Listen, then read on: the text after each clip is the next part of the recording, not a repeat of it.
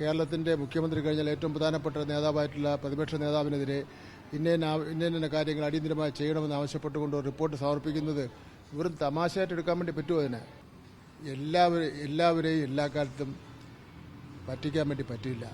എനിക്കറിയില്ല ഗവൺമെൻറ് എന്തൊക്കെ കാര്യങ്ങളാണ് തീരുമാനിച്ചിട്ടുള്ളത് സംബന്ധിച്ചിടത്തോളം ടി വിയിൽ വന്ന വാർത്ത മാത്രമേ കണ്ടിട്ടുള്ളൂ. ഈ LKG കുട്ടികളെ പിന്നെ നമ്മൾ പഠിപ്പിക്കുന്ന പോലെ അവരിൽ നിന്ന് കാര്യങ്ങൾ മനസ്സിലാക്കുന്ന പോലെയൊന്നും അല്ലല്ലോ. ഒരു വിജിലൻസ് ഡിപ്പാർട്ട്മെൻറ്റ് പോലുള്ള ഒരു ഡിപ്പാർട്ട്മെൻറ്റ് ഒരു കാര്യം അന്വേഷിച്ച് കേരളത്തിൻ്റെ മുഖ്യമന്ത്രി കഴിഞ്ഞാൽ ഏറ്റവും പ്രധാനപ്പെട്ട നേതാവായിട്ടുള്ള പ്രതിപക്ഷ നേതാവിനെതിരെ ഇന്ന കാര്യങ്ങൾ അടിയന്തരമായി ചെയ്യണമെന്ന് ആവശ്യപ്പെട്ടുകൊണ്ട് റിപ്പോർട്ട് സമർപ്പിക്കുന്നത് വെറും തമാശയായിട്ട് എടുക്കാൻ വേണ്ടി പറ്റുമോ? അതിന് ഒരു തമാശയായിട്ട് എടുക്കാനും പറ്റില്ല. ഒരു കാര്യം സത്യമാണ്, എല്ലാവരെയും എല്ലാ കാലത്തും പറ്റിക്കാൻ വേണ്ടി പറ്റില്ല.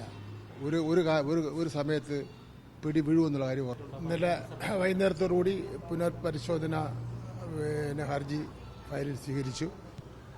കേരളം മാത്രമല്ല, ബംഗാൾ, തമിഴ്നാട് അതുപോലെ ചില സംസ്ഥാനങ്ങളും ഹർജി പുനഃപരിശോധന ഹർജി ഫയൽ ചെയ്തിട്ടുണ്ട്. നമ്മളുടെ പ്രധാനപ്പെട്ട വാദം ഇത് മറ്റ് സംസ്ഥാനങ്ങളെപ്പോലെ കേരളത്തെ കാണരുത്.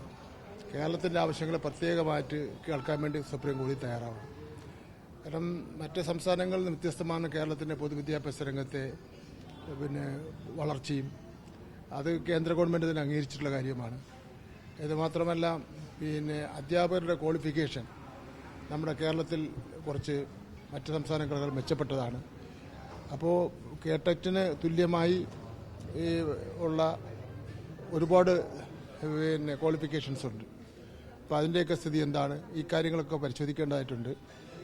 ഏതാണ്ട് 40,000-നും 50,000-നും ഇടയിൽ വരുന്ന അധ്യാപകരെ ഇത് ബാധിക്കും. കറക്റ്റ് കണക്ക് ഒന്നുകൂടെ എടുക്കേണ്ടതായിട്ടുണ്ട്. ഇടയ്ക്കൊക്കെ എഴുതി ജയിച്ചവരൊക്കെ കുറവ് ചെയ്യേണ്ടതായിട്ടുണ്ട്. എന്തായാലും വളരെ വേഗതയിൽ തന്നെ ഈ പ്രശ്നത്തിൻ്റെ പരിഹാരം കാണുന്നതിന് വേണ്ടിയുള്ള പരിശ്രമത്തിലാണ് ഗവൺമെൻറ്. ഇല്ലില്ല, സർക്കാർ വീണ്ടും ഒരു ഉത്തരവ് ഇറക്കുന്നു. അതിനുശേഷമാണ് പുനഃപരിശോധന ഹർജി നടത്തുന്നത്. ഇതിനെതിരെയാണ് പ്രധാനമായ പ്രതിഷേധമുള്ളത്. ലാഘവൊന്നും ഉണ്ടായിട്ടില്ല. അതിന് കുറച്ചൊരു സാങ്കേതിക പ്രശ്നങ്ങളുണ്ടായിരുന്നു, അത്രമാത്രമേ ഉള്ളൂ. നമ്മൾ ഗവൺമെൻറ്റെങ്കിൽ ഉടനെ തന്നെ ആ ഉത്തരവ് ഇറങ്ങിയതിൻ്റെ പിറ്റേ ദിവസം തന്നെ ഉത്തരവ് മരവിപ്പിക്കുകയും നടപടിയിലെത്തി പോകില്ലായിരുന്നല്ലോ. അങ്ങനെ ഒരു വന്നിട്ടില്ല. എപ്പോഴും